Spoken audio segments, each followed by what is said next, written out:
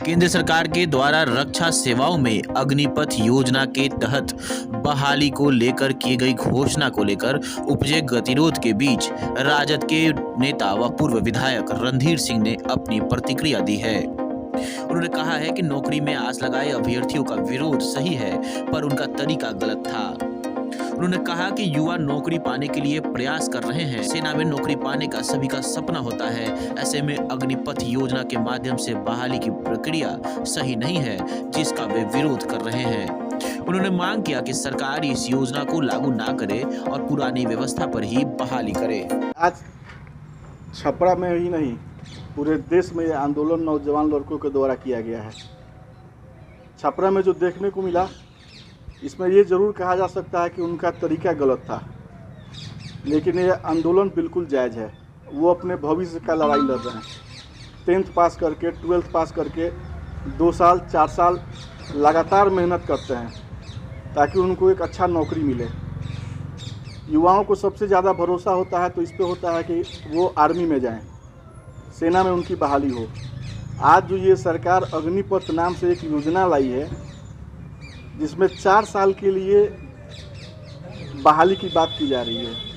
आप बताइए, 4 साल के लिए अगर किसी बच्चे को बहाली मिले, वो नौकरी में जाए और 4 साल के बाद उसको हटा दिया जाए, तो 4 साल के बाद वो क्या करेगा?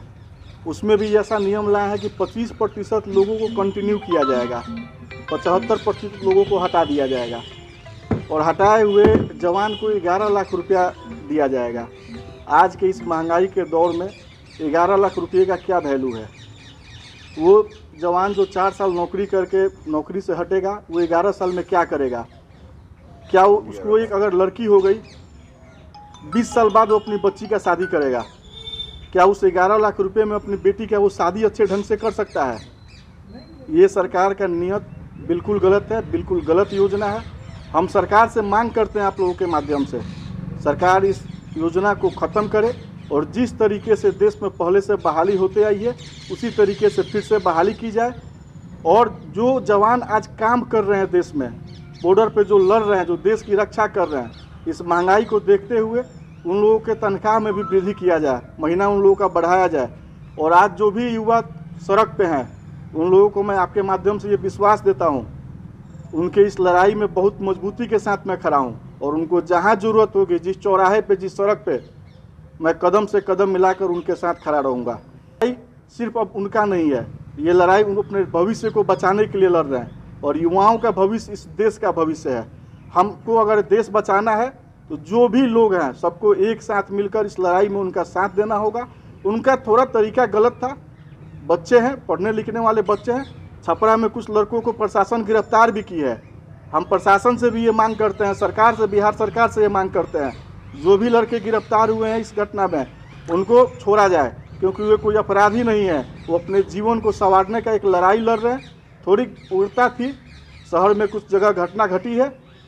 बच्चे हैं, वो अपने भविष्य के लिए लड़ रहे हैं। उनको इस सब चीज़ पे ध्यान देगा बच्चा लोग। हम लोग उनके साथ हैं, सही तरीके से हम लोग इसका विरोध करेंगे और मजबूती से उन लोगों के मांग को सरकार से मांगेंगे और उनके हक की लड़ाई लड़ेंगे। बिहार में ही नहीं, पूरे देश में सरकार जब पहली बार मोदी सरकार बनी थी, ये देश के युवाओं को ये विश्वास दिए थे कि हर करोड़ हम 2 करोड़ युवा को रोजगार देंगे। लेकिन लगभग 8 साल बीत चुका है, कहीं कोई सरकारी नौकरी बच्चों को नहीं दिया जा रहा है। जो भी वैकेंसी निकालते हैं, फॉर्म भरवाते हैं, इससे सरकार पैसे की उगाही कर रही है।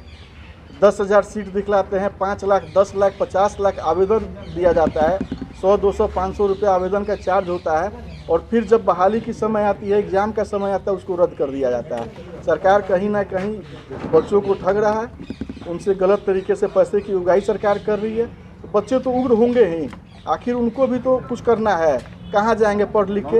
एक गृहस्थ परिवार का बच्चा है, माँ बाप घर ज़मीन गिरवी रख के बच्चे को बाहर भेजता है पढ़ने के लिए, और वो पढ़ के आते उनको नौकरी नहीं मिल रही है। वो क्या करेंगे? 4 साल की ये जो बहाली सरकार दिखा रही है, 4 साल बॉर्डर पर लड़ के आएंगे और कल आके उनको यहाँ पे कोई काम नहीं मिलेगा, वो तो अपराध ही करेंगे ना, गलत तरीका करेंगे परिवार चलाने के लिए। वो कहाँ जाएंगे? सरकार का नियत गलत है, युवाओं को भरमा कर रखी हुई है, धर्म के नाम पे, जात के नाम पे। आखिर कब तक देश में वो लोग भ्रम फैलाएंगे? अब सरकार को संचेत होना होगा। युवा सबसे ज़्यादा उनके साथ था। आज युवा भी ये समझ चुका है कि सरकार उनको ठग रही है। अपने आप को ठगा हुआ महसूस करके आज युवा सड़क पे आ चुके हैं। ये नजर आए कि उसमें राजद के कार्यकर्ता शामिल थे, क्या कहें? देखिए, जिस उम्र के बच्चे आज सड़क पे थे उसमें हमको नहीं लगता है कोई एक बच्चा वोटर भी होगा। और जो अपने भविष्य की लड़ाई लड़ रहा है, अपने परिवार को चलाने की लड़ाई लड़ रहा है, जो अपने अगले दिन में खाना कैसे खाएगा इसकी लड़ाई लड़ रहा है, वो किसी दल का नहीं हो सकता है। वो युवा है और वो युवा किसी दल में बंधे हुए नहीं है। वो अपने मांग को लड़ रहे हैं लेके। और विधायक जी क्या कर रहे हैं नहीं कर रहे हैं उनका सोचिए, तो उनको बताना चाहिए कि उनकी सरकार है। यहाँ पे दो सांसद उनके पार्टी के हैं और उनके घर पे होता है, बोलते हैं कि एक थाना प्रभारी मेरा फ़ोन नहीं उठाता है, बात नहीं सुनता है। दुर्भाग्य है ऐसे विधायक का। इसके ऊपर ज़्यादा मैं कुछ नहीं बोलूँगा।